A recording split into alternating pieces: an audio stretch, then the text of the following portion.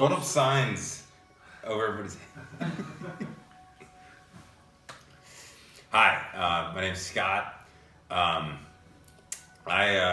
was an Army officer in the United States Army and spent some time in Iraq and living overseas in Germany for a long time, and fell in love and decided to get out of the military and stay in Germany for a German opera singer who I thought was just amazing.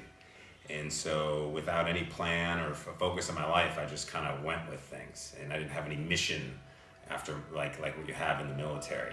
And I just thought that's how life was supposed to go. And so I just continued the normal, party lifestyle you do in your 20s in the military, and that kind of led to an unhappiness in my relationship, and it ended, slowly, painfully, without really realizing that I wasn't seeking any happiness. And my girlfriend told me that. She said, we both deserve happiness. And that's why she went left to go find that. And I internalized that, but this is 5 years ago, and I had no idea what that meant, but I did start some sort of journey. I wasn't spiritual at all, and didn't really believe in any of that stuff, or none of it really spoke to me. So I did start on the journey, and it just started with a whole lot of YouTube. I learned a lot, and of course reading and talking with people and stuff, but a lot of podcasts, and it really expanded my horizons. So I really continued to basically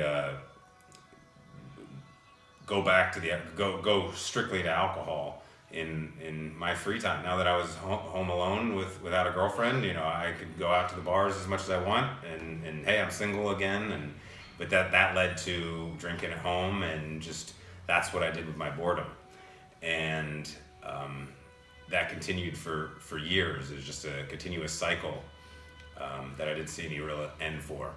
And I even was telling myself at times, I think I'm slowly killing myself. But I just shrugged it off. And I did start to seek real help. I went for life coaches. I spent at least $100,000 searching out all sorts of things that everybody says, oh, you just do this, meditate every day. And I would start and try, and nothing would stick.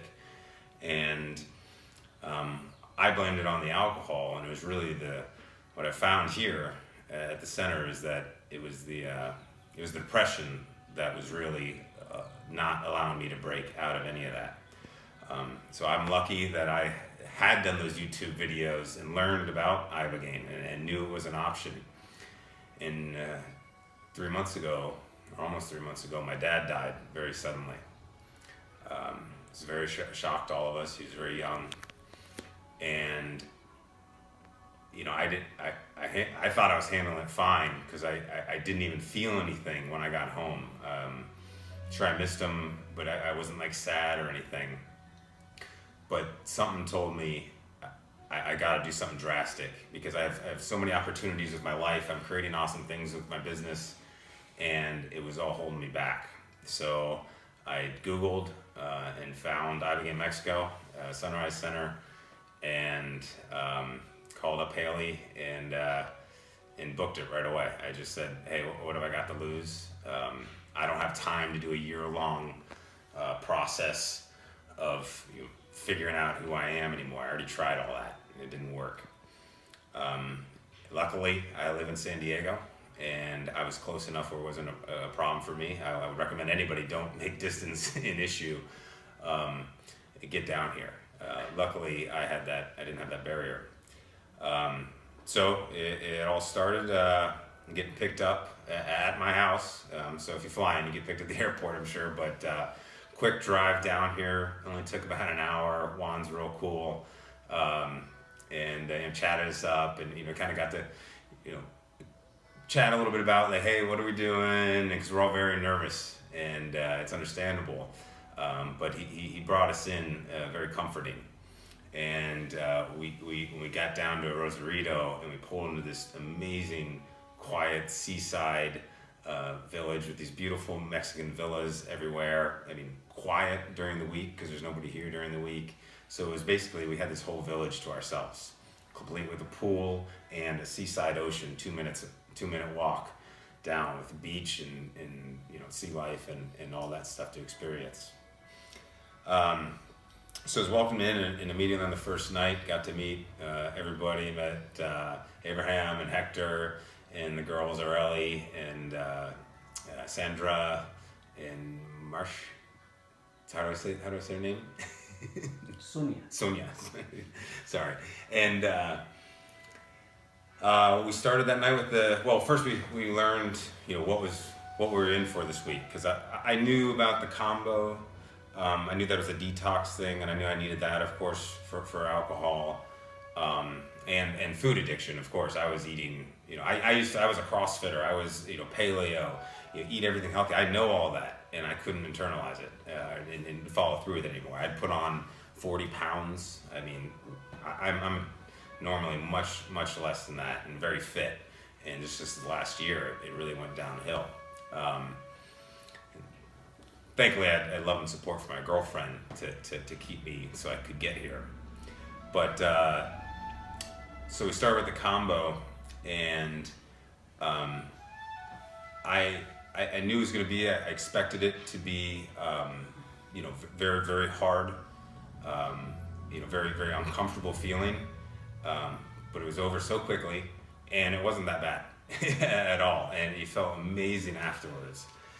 And you sleep like a baby, and you get up the next morning and everything is just all about you, because we're in this quiet little house. You get your own room with all the comforts that you need, and lay you down and slowly, they do all the medical treatments just to make sure that you are 100% ready for this.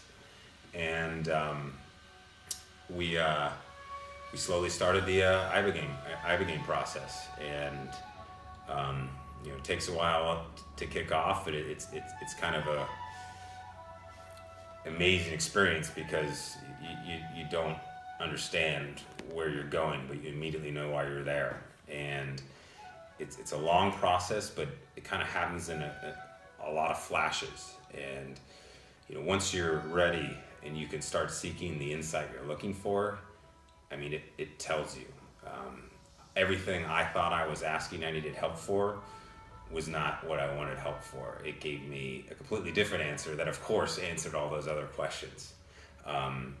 For me, it was, loving myself, really understanding that, and then understanding the love I had from, the most important people in my life, and how to embrace that. And give back to it, and not have so many barriers up anymore. I had so much guilt and fear that I would cover everything with humor and jokes and making fun of people all the time, and in a nice way, but it would hurt people sometimes. And so I see that about myself now. And so basically, you wake up 24 hours later the next day, and you spend the whole day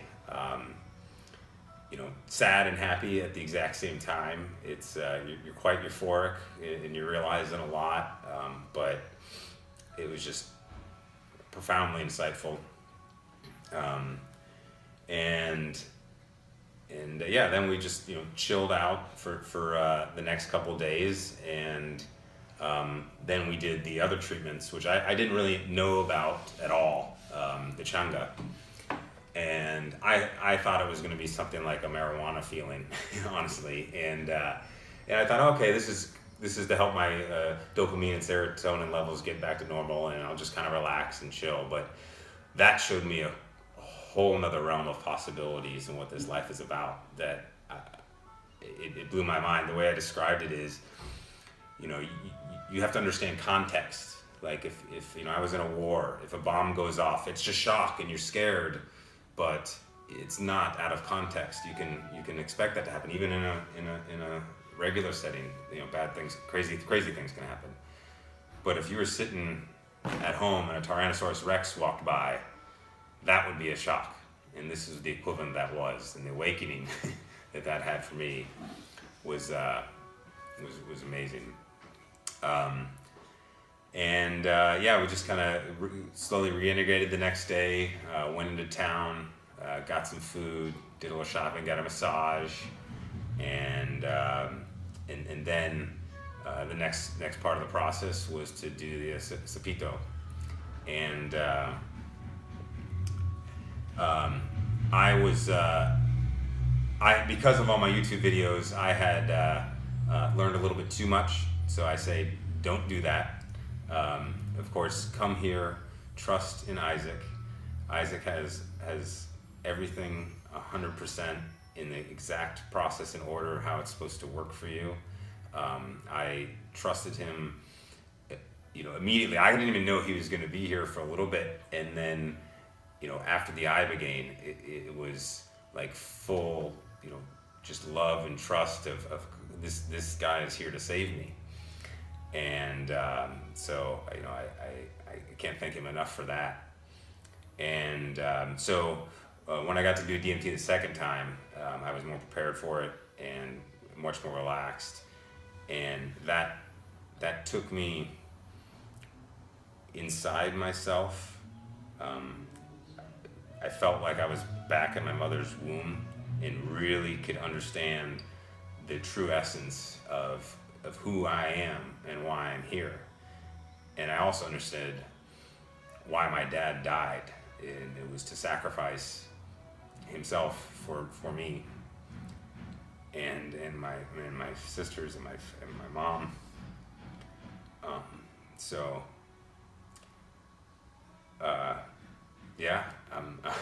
I'm looking forward to coming back for boosters and update and bringing more veterans down here who are struggling so much with depression, PTSD, anxiety, just loss of sense of purpose because there is no one giving them orders anymore. And hey, here's the mission, go do it. Once you leave the military, you have to find your own mission. And if you don't have this right, you're not going to get there. And it's too easy to just dull it with a normal job because that's what you're supposed to do. And then even worse with things like drugs and alcohol. I was lucky I never went to a heroin level problem or anything like that. I wasn't even really an alcoholic. I didn't have a physical addiction. I just kind of liked it because it, dulled stuff. But I highly recommend it. If you're at that place, it might take a while to be at the place. You might have to get to the point where you need to have the shock. But if it's there, or if timing's an issue for health or mental reasons, I mean, this is the most safe, clear, no chemicals, like no hospital feeling, no fear, no just ickiness of being in that kind of setting. It was just the most homely experience I could have. Like this is a completely new family that I didn't know I had, and Viva la Mexico.